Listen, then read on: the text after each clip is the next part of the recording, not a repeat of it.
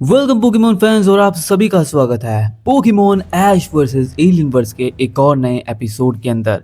अगर तुमने अभी तक पिछले एपिसोड्स नहीं देखे हैं तो जाकर चेकआउट करो। एंड आज का एपिसोड भी बहुत कमाल का होने वाला है क्योंकि आज के इस एपिसोड में हम देखने वाले हैं Ash versus the next supreme lord के अंदर फाइट। और हम जानेंगे कुछ ऐसी मिस्ट्रीज जो कि ना ही तुमने कभी सुनी होगी ना ही तुमने कभी देखी होंगी। सो वेलकम पोकेमोन फैंस, आज की इस वीडियो को शुरू करते हैं। लेकिन उससे पहले अगर तुमने वीडियो को लाइक नहीं किया है तो लाइक करो। लाइक एम रखते हैं 2000 लाइक का, तो जल्दी से लाइक कर दो और सब्सक्राइब कर दो चैनल को। वीडियो को स्टार्ट करते हैं।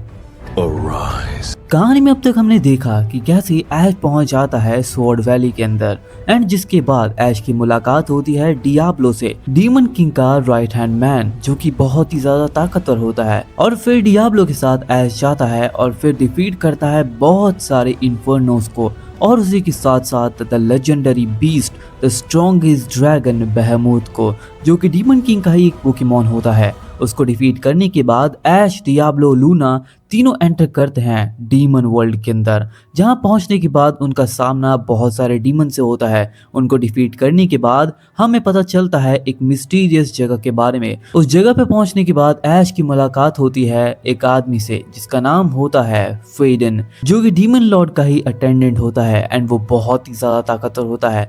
ऐश वर्सेस फेडन के अंदर काफी इंटेंस फाइट होती है लेकिन अंत में ऐश वो बैटल जीत जाता है। और फिर फेडन ऐश को बताता है कहानी डीमन लॉर्ड की कि कैसे डीमन लॉर्ड लोकी इस दुनिया में आए और कैसे उनके अंदर ये इविल एनर्जी आई, ये इविल पावर आई जिसने कि पूरी दुनिया डिस्ट्रॉय कर दी। और इसीलिए अब फेडन ऐश का साथ देने वाला है डीमन किंग को डिस्ट्रॉय करने के लिए।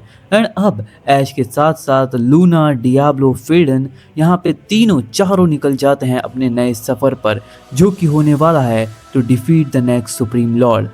अब हमारे हीरोज अपने सफर में आगे बढ़ रहे होते हैं कि तभी वो लोग पहुंच जाते हैं एक घाटी के पास जिसे हम कहते हैं द माउंटेन वैली। वहां पे जाने के बाद ऐश को पता चलता है कि यहाँ पर एंटर करने के लिए हमें बहुत कुछ करना पड़ेगा। आई मीन लिटरली वहां पर एक बैरियर होता है। इस बैरियर की वजह से वो जगह प्रोटेक्टेड थी और उस बैरियर को कोई भी ऐसे नहीं तोड़ सकता। उस बैरियर के अंदर एंटर करने के लिए तुम्हें एक बहुत ही ज़्यादा इंटेंस पावर चाहिए और इन हिस्ट्री आज तक इस बैरियर को द सुप्रीम लॉर्ड के अलावा और कोई भी तोड़ नहीं पाया है। ऐश जैसे ये बात सुनता है ऐश लग जाता है उस बैरियर को तोड़ने के लिए और तभी हम देखते हैं कि वहाँ पर बहुत सारे उसके गार्ड्स आ जाते हैं, उस बैरियर के गार्ड्स, जो कि आकर ऐश को वहाँ पर रोकते हैं और बोलते हैं ओए बच्चे, तुम यहाँ पर ये क्या कर रहे हो? इस बैरियर के आसपास भी भटकना मना है, तुम यहाँ पर कैसे आए? जिसके बाद ऐश बताता है मैं यहाँ पर आया हूँ सुप्रीम लॉर्ड को डिफीट करने के लिए और अगर मुझे अंदर जाना है तो मुझे बैरियर को तो तोड़ना ही पड़ेगा, राइट? जिसके बाद वो गार्ड्स बोलते हैं अच्छा तुम्हें लगता है तुम इस बैरियर को तोड़ सकते हो, चलो ट्राई कर लो। ऐश बोलता है तो तुम मुझे कम आंक रहे हो, चलो मैं तुम्हें दिखाता हूँ असली ताकत क्या होती है। तो पिकाचू क्या तुम तैयार हो? एंड फिर ऐश का पिकाचू तैयार होता है। ऐश बोलता है तैयार हो जाओ पिकाचू, यूज करते हैं अपने अटैक का, यूज करो बजरंग गन। और फिर ऐश का पिकाचू फुल ताकत लगाता है, पूरी पावर लगाता है। आसमान में घने काले बादल आते हैं, पिकाचू के अंदर थंडर एनर्जी जाती है, पिकाचू का हाथ का साइज बड़ा होता है, पिकाचू यूज करता है बजरंग गन का और एक ही पंच में वो पूरे बैरियर को डिस्ट्रॉय कर देता है।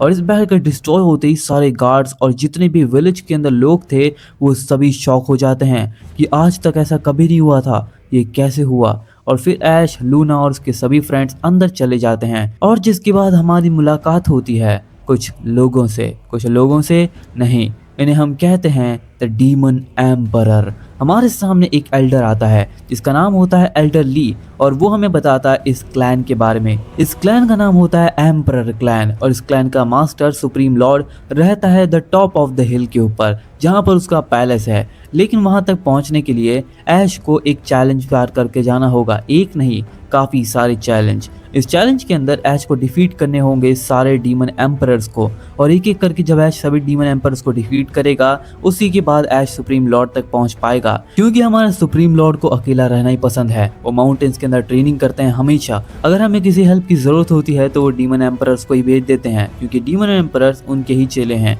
तो उनका हेल्प से हम सब कुछ सॉल्व सॉल्व कर लेते हैं, और इसीलिए अगर तुम्हें उन तक पहुंचना है तो डीमन एम्परर्स को डिस्ट्रॉय करना होगा, और अगर तुम उन्हें नहीं हरा पाए इसका मतलब है कि तुम सुप्रीम लॉर्ड तक पहुंचने के बिल्कुल भी केपेबल नहीं हो। इसलिए ऐश, क्या तुम तैयार हो इस सफ़र में आगे बढ़ने के लिए? ऐश बोलता है, डियाब्लो, फेडन, लूना, क्या तुम मेरा साथ दोगे इन डीमन एम्परर्स को हराने के लिए? वो तीनों तैयार होते हैं।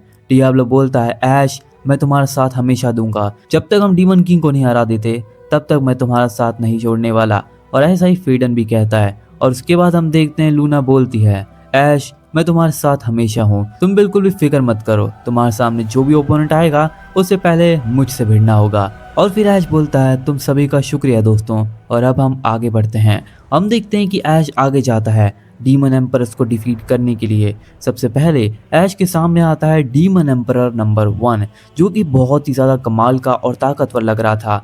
ये डीमन एम्परर्स को डिफीट करने के लिए यहाँ पर एक बहुत ही बड़ा कासल बना रखा था, और हर एक पॉइंट के ऊपर यहाँ पे कैसल्स थे। टोटल ऑफ 9 कासल हमें पता चलते हैं कि यहाँ पर हैं। और ऐश के पास एक टाइमर है। विलेज के अंदर 3 कैंडल्स लगाए जाते हैं जिनका साइज बहुत ज़्यादा जाइगेंटिक होता है, एंड उनके अंदर टाइमर होता है। एक कैंडल 1 दिन में खत्म होगी, और 2 कैंडल 2 दिन में, 3 कैंडल 3 दिन में, यानी कि ऐश के पास 3 दिन का टाइम होता है। जैसे ही तीसरी कैंडल खत्म होगी ऐश का टाइमिंग खत्म हो जाएगा डीमन एम्परर्स को डिफीट करने का। और अगर तीनों कैंडल्स के खत्म होने तक ऐश डिफीट नहीं कर पाया नोकेन और डीमन एम्परर्स को, इसका मतलब है कि ऐश केपेबल नहीं है। एंड जिसके बाद हम देखते हैं ऐश तैयार होता है। ऐश बोलता है, 3 दिन ये तो काफ़ी ज़्यादा है, मैं तो इसे 2 दिन में ही कंप्लीट कर दूंगा। और फिर ऐश बोलता है, चलो दोस्तों चलते हैं। और फिर हम देखते हैं कि ऐश सबसे पहले कासल के अंदर एंटर करता है। ऐश का सामना होता है सबसे पहले डीमन एम्परर से, जिसके पास बहुत ही इंटेंस पावर होती है, जो कि बीस्ट पोकेमॉन्स का राजा होता है, यानी कि उसके पास 20 पोकेमॉन का कंट्रोल होता है। उसके बाद ऐसे पोकेमॉन्स होते हैं जो बहुत ही ज़्यादा खूंखार होते हैं। ऐश बोलता है, अच्छा तो तुम मेरे ओपोनेंट हो, चलो फिर बैटल करते हैं। और हम देखते हैं कि जो डीमन एम्परर होता है वो अपने पोकेमॉन को निकालता है। उसके पोकेमॉन की पावर देखकर ऐश बोलता है, ये बड़ा ही कमाल का पोकेमॉन है, लगता नहीं कि मैं इसे हरा पाऊंगा इतनी आसानी से, उसके लिए मुझे भी ताकतवर पोकेमॉन का इस्तेमाल करना होगा। अच्छा तो मैं तुम्हें चुनता हूँ। और जिसके बाद ऐश सेंट्रोपियन को बाहर निकालता है, यानी कि अब द इन्फिनिटी गॉड वर्सेस एक बीस्ट पोकेमॉन जो कि बहुत ही ज़्यादा खतरनाक है, उसमें फाइट स्टार्ट होती है। दोनों ही बहुत अच्छे से टक्कर दे रहे होते हैं एक दूसरे को, लेकिन at the end of the day Ash बोलता है, सेंट्रोपियन अपनी ताकत दिखाओ। और फिर सेंट्रोपियन अपनी पूरी ताकत लगाकर उसको डिफीट कर देता है। जिसके बाद ऐश सबसे पहले टावर को डिफीट कर कर आगे बढ़ता है। विलेज के अंदर जितने लोग थे वो शॉक हो जाते हैं। वो कहते हैं, आखिर कैसे उसने इतनी जल्दी फर्स्ट डीमन एम्परर को कैसे हरा दिया। जिसके बाद ऐश सेकंड डीमन एम्परर को डिस्ट्रॉय करने जाता है, जिसके पास भी काफ़ी कमाल की ताकतें होती हैं।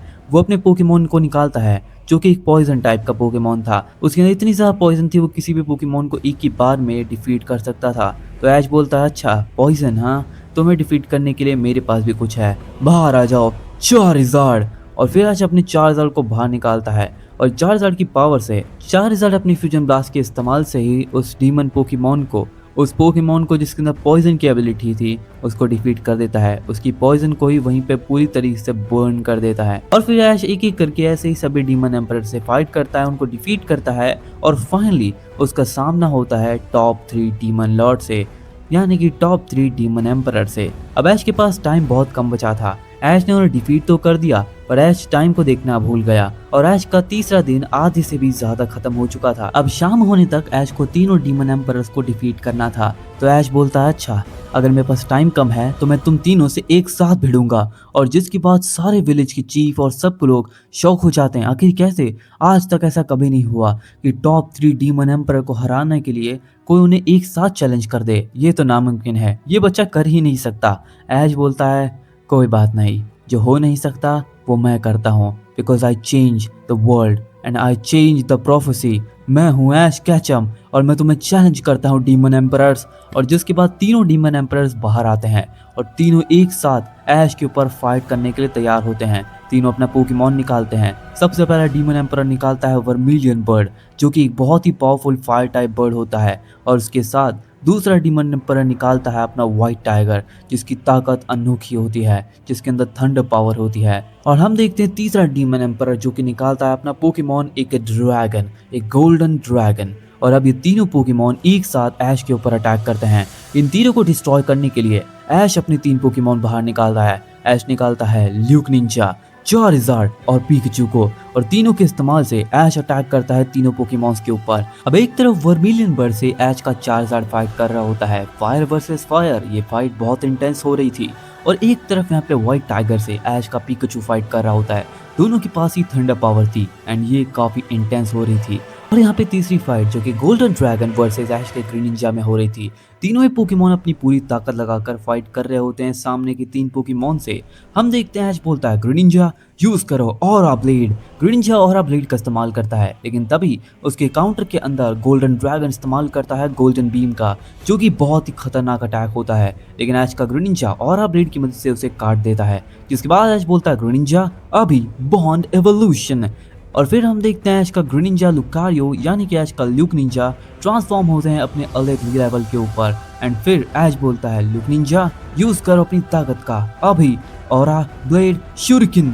और हम देखते हैं कि ऐश का ल्यूक निंजा ऑरा ब्लेड शुरिकन का इस्तेमाल करता है, जो कि बहुत ही खतरनाक ताकतवर अटैक होता है, जिसको काउंटर करने के लिए गोल्डन ड्रैगन इस्तेमाल करता है हाइपीरियन कॉम्बैट का। लेकिन तभी ऐश का ल्यूक निंजा पूरी ताकत से पूरी स्पीड से उसकी तरफ बढ़ता है और यूज करता है अपने पावरफुल अटैक कोलिजन बीम का। और जैसे ही वो कोलिजन बीम इस्तेमाल करता है, हम देखते हैं कि गोल्डन ड्रैगन बहुत ही ज्यादा कमजोर होकर नीचे गिर जाता है। लेकिन तभी उसे प्रोटेक्ट करने के लिए सामने वर्मिलियन बर्ड आ जाता है। तभी ऐश बोलता है चार्जर्ड यूज करो अपनी ताकत का, यूज करो पूरी ताकत से furious fang. Charged furious fang से अटैक करता है और वर्मिलियन बर्ड भी इस्तेमाल करता है अपने अटैक का। वो यूज करता है टेरा ब्लास्ट। जैसे ही टेरा ब्लास्ट टकराता है फ्यूजन फैंग से, ऐश का चार्जर्ड काफी दूर जाकर गिरता है। ऐश ये देखकर समझ जाता है कि वर्मिलियन बर्ड काफी ताकतवर है एंड इसीलिए ऐश बोलता है चार्जर्ड अभी यूज करते हैं अपनी ताकत का पूरी पावर लगाकर, अभी हम जाएंगे टाइटन मोड। और ऐश का चार्जर्ड फिर टाइटन मोड में तब्दील हो जाता है। ऐश का ल्यूक निंजा शैडो मोनार्क के फॉर्म को अचीव करता है। पिकाचू ट्रांसफॉर्म होता है, अपने थंडर गॉड की पावर को एक्टिवेट करता है और तीनों पोकेमॉन्स एक साथ अटैक करते हैं उन तीनों पोकेमॉन के ऊपर। ऐश का पिकाचू यूज करता है ऑरा व्हील का, ऐश का ल्यूक निंजा यूज करता है ऑरा ब्लीड का और चार्जर्ड यूज करता है फ्यूजन ब्लास्ट का। तीनों एक साथ कॉम्बाइन करते हैं अपने अटैक को और ये अटैक सीधा जाकर लगता है वर्मिलियन बर्ड को। You heard it right. हम देखते हैं कि यहाँ पे गोल्डन ड्रैगन नीचे गिरा होता है। उसे प्रोटेक्ट करने के लिए उसके सामने वर्मिलियन बर्ड आता है एंड इसी मौके का फायदा उठाते हुए ऐश तीनों पोकेमॉन का एक ही साथ में अटैक वर्मिलियन बर्ड के ऊपर दे मारता है और यह अटैक सीधा वर्मिलियन बर्ड को लगता है। यह अटैक के लगते ही वर्मिलियन बर्ड नीचे जाकर बेहोश होकर यानी कि ये गेम में हार जाता है। और जिसके बाद हम देखते हैं व्हाइट टाइगर जो कि पूरी ताकत लगाकर गोल्डन ड्रैगन को अपने साथ लिए अटैक करता है ऐश के पोकेमॉन्स के ऊपर। पर तभी ऐश बोलता है पिकाचू चलो इन दोनों पोकेमॉन्स को एक साथ खत्म करते हैं, यूज करो अपने अटैक का बजरंग गन। ऐश का पिकाचू बजरंग गन का इस्तेमाल करता है। उसी अटैक को और ज्यादा ताकतवर बनाने के लिए ऐश बोलता है चार्जर्ड अभी तुम भी फायर ड्रैगन आयरन फिस्ट। और जिसके बाद ल्यूक निंजा इस्तेमाल करता है अपने अटैक का। ऐश बोलता है ल्यूक निंजा यूज करो अपने मोस्ट पावरफुल अटैक का, अभी यूज करते हैं रसेंगान ओजो हिको। और तीनों पोकेमॉन एक साथ अटैक करते हैं अपने स्ट्रॉन्गेस्ट अटैक से और ये तीनों अटैक एक साथ लगते हैं जाकर व्हाइट टाइगर और गोल्डन ड्रैगन को। और ये अटैक के लगते ही वो दोनों पोकेमॉन वहीं पे हार जाते हैं और यहीं पर टाइम खत्म होता है। ऐश की टाइम लिमिट खत्म होती है और ऐश ने फाइनली सबको हरा दिया होता है 9 के 9 डीमन एम्परर्स को। एंड जिसके बाद ऐश अपने सफर में आगे बढ़ता है। सारे विलेज चीफ और जितने भी लोग होते हैं डीमन एम्परर्स होते हैं सभी ऐश को चीयर कर रहे होते हैं कि सच में ऐश काफी ताकतवर है। और फिर ऐश अपने दोस्तों के साथ सुप्रीम लॉर्ड से भिड़ने के लिए आगे बढ़ता है और फाइनली एंटर करता है सुप्रीम लॉर्ड के पैलेस के अंदर।